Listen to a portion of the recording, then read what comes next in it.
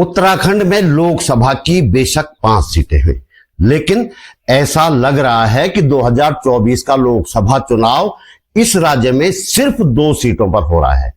खास बात यह है कि उम्मीदवार घोषित होने से पहले तक ये दोनों सीट एक तरफा बीजेपी की मानी जा रही थी।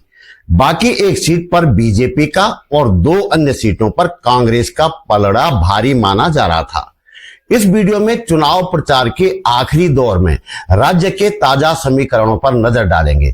अंत तक बने रहिए।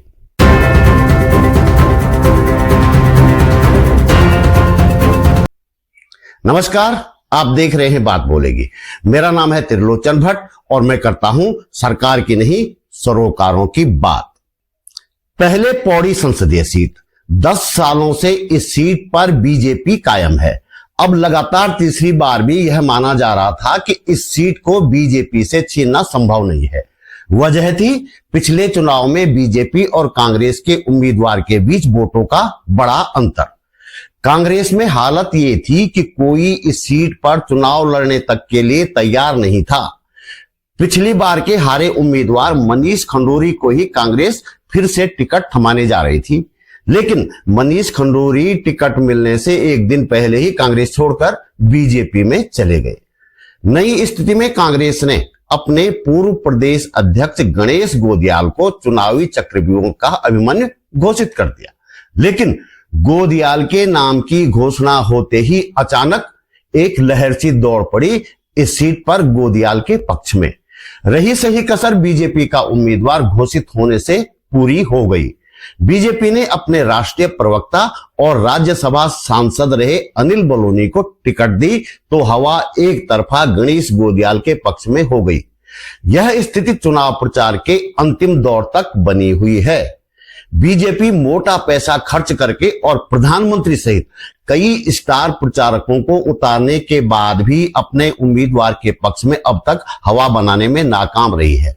हालांकि बीजेपी सत्ता में है और सरकारी मशीनरी उसके पास है। चुनाव आयोग बीजेपी के आदेश के अनुसार काम कर रहा है। ऐसे में चुनाव नतीजों को लेकर कुछ भी कहना ठीक नहीं है।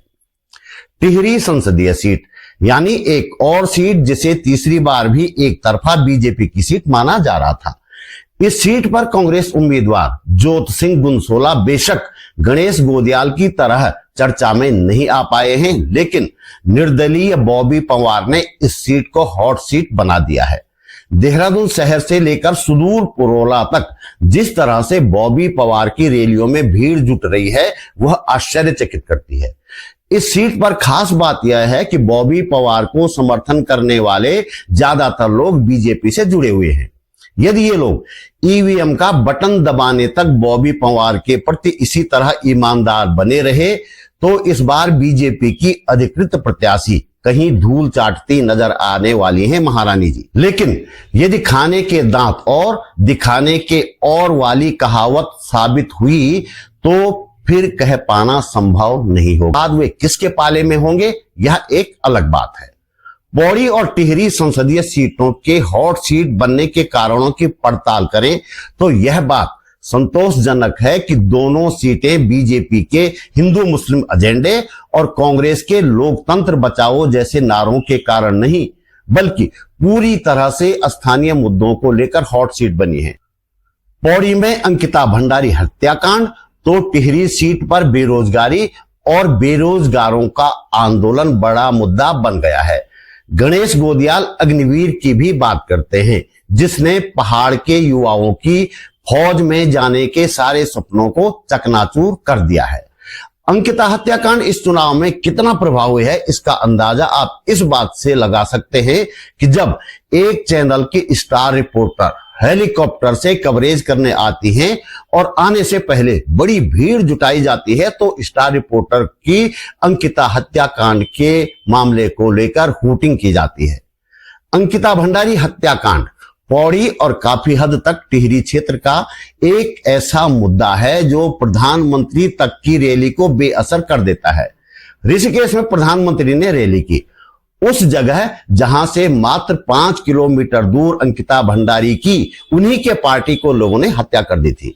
लेकिन प्रधानमंत्री ने यहां न तो अंकिता भंडारी हत्याकांड का कोई जिक्र किया और न ही अग्निवीर का। मोदी जी अक्सर बेमतलब की बातें अपने भाषणों में करते रहते हैं, कभी मटन मछली तो कभी गालियां खाने की बातें आपने सुनी होंगी। अंकिता और अग्निवीर को लेकर वे बेमतलब ही कुछ कह देते तो उनकी रैली कुछ न कुछ असर जरूर छोड़ती। पिछली बार श्रीनगर में उन्होंने गढ़वाली में 2 वाक्य कहे थे और पूरा का पूरा पहाड़ मोदीमय हो गया था। पहाड़ के लोग ऐसी ही बातों और भाव खो जाया करते हैं। ऐसे में लगता है कि मोदी जी ने अंकिता का नाम न लेकर एक बड़ी भूल कर दी है।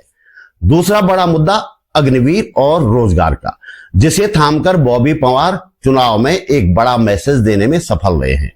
इस पर आगे बढ़ने से पहले मैं चाहता हूं कि आप एक छोटी सी वीडियो क्लिप देखें। अच्छा, ये जो हमारी जो अग्निवीर जो योजना है ये कैसी है? ये अगर हमारी उससे तो अच्छी नहीं है, पर अगर मोदी जी ने किया है ये काम तो कुछ सोच समझ के किया होगा। क्या समझे आप?